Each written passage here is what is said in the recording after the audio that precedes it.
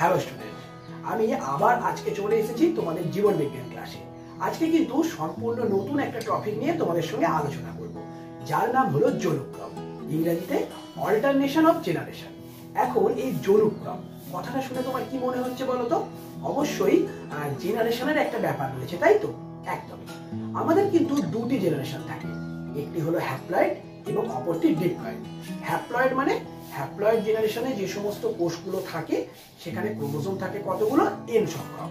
আর diploid জেনারেশনে যে সমস্ত কোষগুলো থাকে সেখানে ক্রোমোজোম থাকে 2n সংখ্যক।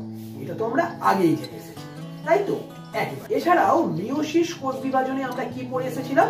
আমরা সেখানে দেখেছিলাম যে এখানে মানে মিয়োসিস পদ্ধতিতে কোষ বিভাজিত হলে মাতৃকোষের অর্ধেক সংখ্যক ক্রোমোজোম বিশিষ্ট কোষ উৎপন্ন হয়, মানে 2n থেকে উৎপন্ন হয় n সংখ্যক ক্রোমোজোম বিশিষ্ট কোষ, মানে গ্যামেট উৎপন্ন হয়, তাই তো? একেবারে। তাহলে গ্যামেট হলো n সংখ্যক ক্রোমোজোম বিশিষ্ট কোষ। আর গ্যামেটটা তৈরি হলো কোথা থেকে? মানে যে জনন মাতৃকোষ থেকে তৈরি হলো সেটি কিন্তু 2n সংখ্যক ক্রোমোজোম বিশিষ্ট কোষ। আর পরবর্তীকালে এই গ্যামেট গুলো পরস্পরের সঙ্গে মিলিত হয়ে তৈরি করে ফেলে 2n সংখ্যক ক্রোমোজোম বিশিষ্ট কোষ। মানে 2n থেকে তৈরি হলো n, আবার n প্লাস n মিলিত হয়ে তৈরি করে ফেললো 2n সংখ্যক ক্রোমোজোম বিশিষ্ট কোষ, তাই তো? একেবারে। এই যে ঘটনাটা, এটাই কিন্তু পর্যায়ক্রমে ঘটতে থাকে, আর আমরা এই ঘটনাকেই বলি জনুক্রম। তাহলে জনুক্রমের সংজ্ঞাটা একবার দেখে নেওয়া যাক। জীবের জীবন চক্রে হ্যাপ্লয়েড জনু এবং ডিপ্লয়েড জনুর পর্যায়ক্রমিক আবর্তনকে আমরা বলি জনুক্রম। বেশ, এবার আমরা ফান গাছের জনুক্রম দেখে নেব। দেখো, ফান গাছ কিন্তু টেরিডোফাইটা প্রজাতির উদ্ভিদ। ফান গাছকে কোথায় দেখতে পাওয়া যায়?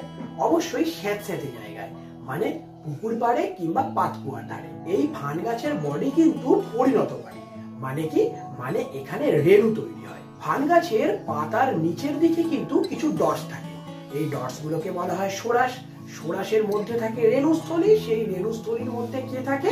রেণু থাকে। এই রেণু তৈরি করে কে? অবশ্যই রেণু মাতৃকোষ। আর যেহেতু আমরা মাতৃকোষ বললাম, তাই এখানে ক্রোমোজোম থাকবে কটি? 2n সংখ্যক।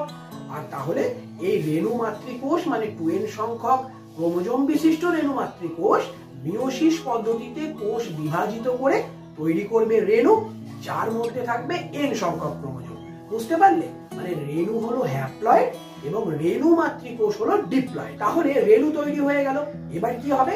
এই রেণু বাতাসে ছড়িয়ে পড়বে এবং যদি কোনো অপ্টিমাম পরিবেশ পায় তাহলে সেখানে গিয়ে আপাতিত হবে এবং ধীরে ধীরে রেণুটা বড় হবে।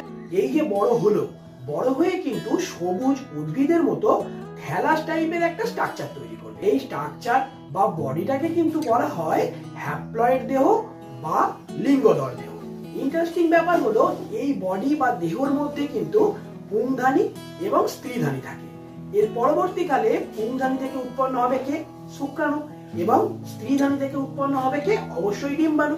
এবং এই শুক্রাণু এবং ডিম্বাণু পরস্পরের সাথে মিলিত হবে, মানে ফিউজ করবে। আর ফিউজ করার পর তৈরি করবে কি? জাইগোট। আর আমরা তো জানি যে এই জাইগোট থেকেই কিন্তু পরবর্তীকালে একটা ইন্ডিভিজুয়াল বডি তৈরি হবে, মানে রেণুধর উদ্ভিদ তৈরি হয়ে যাবে, তাই তো? একেবারে। তাহলে দেখো, রেণু তৈরি থেকে আরম্ভ করে এই জাইগোট তৈরির আগে পর্যন্ত এই পুরো ফেজটা কিন্তু হ্যাপ্লয়েড, মানে এখানে n সংখ্যক ক্রোমোজোম থাকে। আর জাইগোট থেকে শুরু করে একেবারে রেণু মাতৃকোষ পর্যন্ত এই ফেজটার মধ্যে কিন্তু 2n সংখ্যক ক্রোমোজোম থাকে। তাহলে আমরা এই ফেজটাকে কি বলবো? অবশ্যই ডিপ্লয়েড জেনারেশন।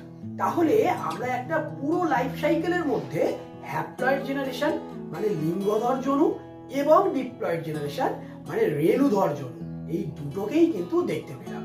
আর এটাই হলো জনুক্রম। বোঝাতে পারলাম? একদম। তাহলে আজকের মতো এখানেই শেষ করছি। পরবর্তী ক্লাসে তোমাদের সঙ্গে নতুন আরেকটা টপিক নিয়ে দেখা হচ্ছে।